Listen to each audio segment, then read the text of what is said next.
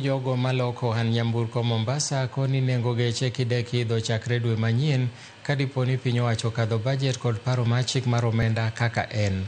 Gikoni nengo mar nyamburko matindo mathoth jo Kenya ng'iewo biro medore kata chiegni nyadiriyo. Gino mabende gikoni kidek miyo thoth dukni mauso geche loro. Joja oko nigi ler mathoth kowuok Mombasa. Luoro sani okwako jogo manie sekta mar uso gache Mombasa makoni ohala no kidek dok piny malich mokalo kadiponi osom budget kaka ne olieki.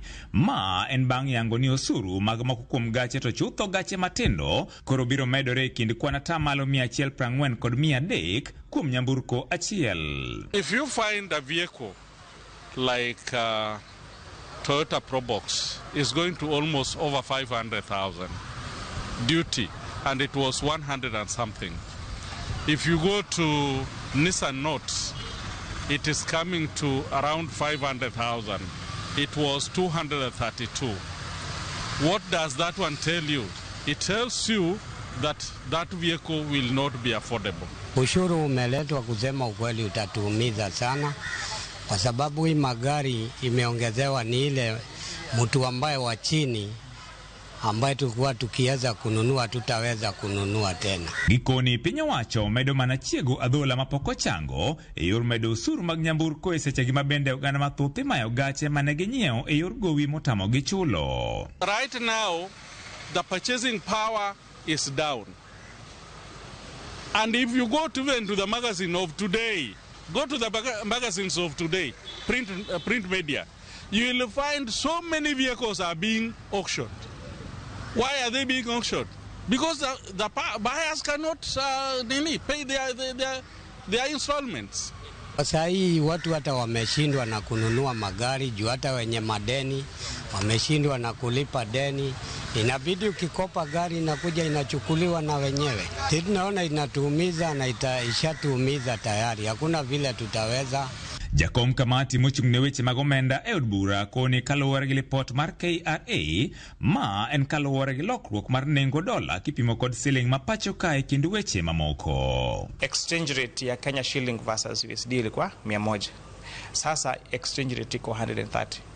Haya ya pili, hiyo system ya kwamba unalipa kodi kulingana na mwaka wa gari sio fair kwa sababu inafaa kuwa katika tax zote ambazo huwa tunazilipa, it is based on the price, not any other.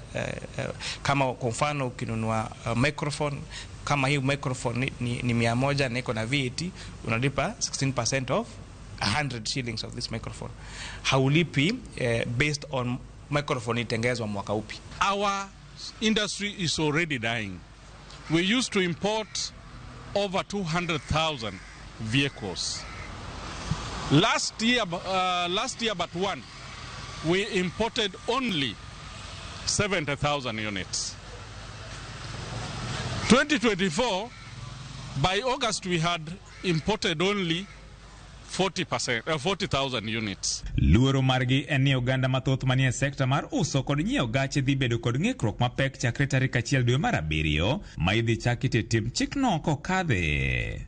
We have brokers here, we have garages who are earning from this industry, we have clearing and forwarding agents, we have drivers that are shunting these vehicles from the port to the CFS and from the CFS to the showrooms. These are all employment. So ningeomba hiyo sheria inapitishwa iache kupitishwa.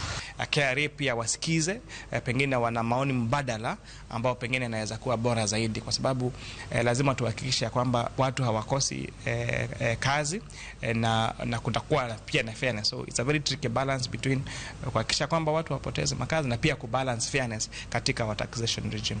George Aoko, Ramogi TV, Mombasa. Thuolo mwakawe yweyo mar ariyo e weche manyien mag migago kawanyalo